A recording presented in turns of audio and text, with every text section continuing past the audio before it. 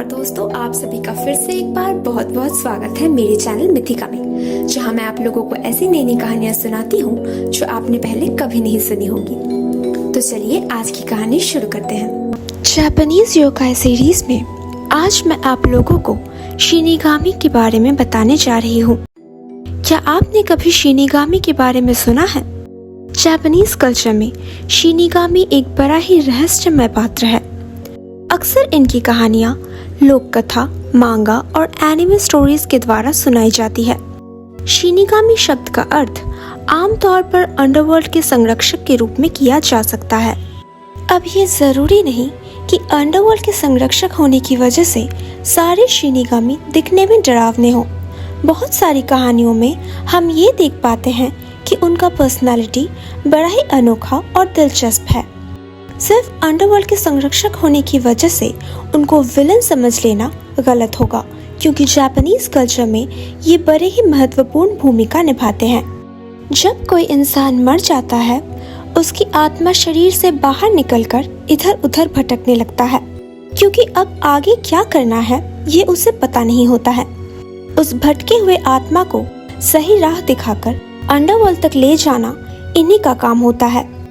Shinigami मौत का पैगंबर नहीं होते, तो ये सोचना गलत होगा कि उनके आने से ही किसी की मौत हो जाती है, बल्कि वो सिर्फ तभी दिखाई देते हैं जब किसी की मृत्यु निश्चित हो।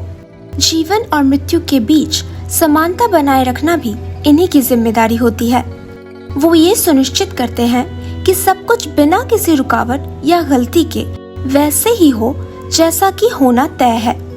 कुछ कहानियों में हम देखते हैं शिनिगामी के पास एक किताब या लिस्ट रहती है, जिसमें उन लोगों का नाम लिखा होता है जिनके मरने का समय निकट आ चुकी है, ताकि उनके मरने के तुरंत बाद वो वहां जाकर उस आत्मा को सही राह दिखाकर अंडरवर्ल्ड भेज सके।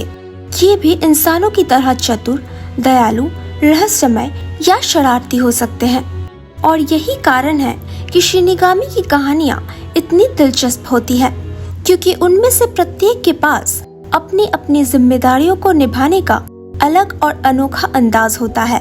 जापानीज लिटरेचर में शुरुआत में शिनिगामी को कोई विशिष्ट पात्र के रूप में चित्रित नहीं किया जाता था।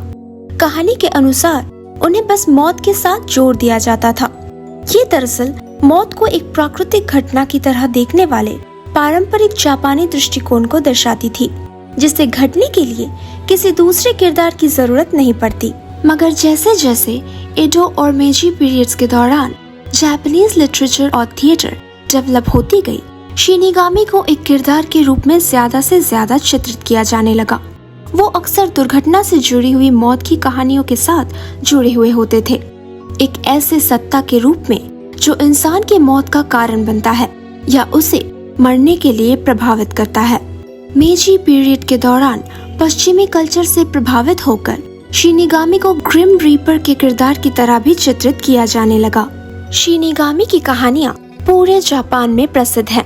उनमें से एक कहानी एक ऐसे शिनिगामी की है जिसका सामना एक बार एक ऐसे इंसान से हुआ जो मरने की कोशिश कर रहा था, मगर उस शिनिगामी ने उस इंसान से कहा कि जीवन एक मोमबत्ती की तरह होती है।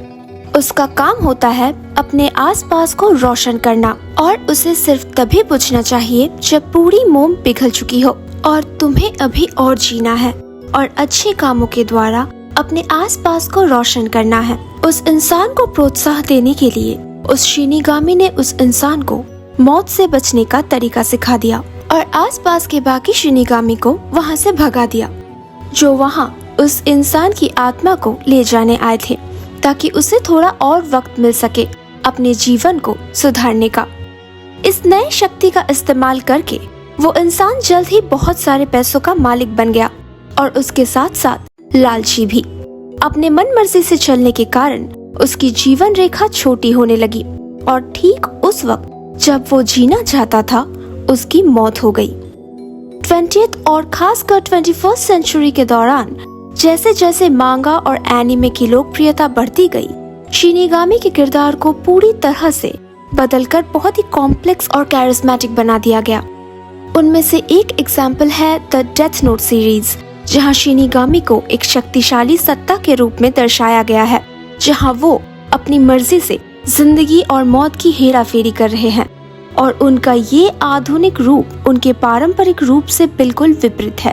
तो दोस्तों, कैसी लगी आप लोगों को आज की कहानी? अगर अच्छी लगी हो तो प्लीज इसे लाइक कर दीजिए। नीचे कमेंट सेक्शन में लिखकर जरूर बताइएगा कि आप लोगों को कैसा लगा। और प्लीज प्लीज प्लीज मेरे चैनल को सब्सक्राइब कर दीजिए। और हाँ, अपने दोस्तों के साथ शेयर करना बिल्कुल मत भूलना।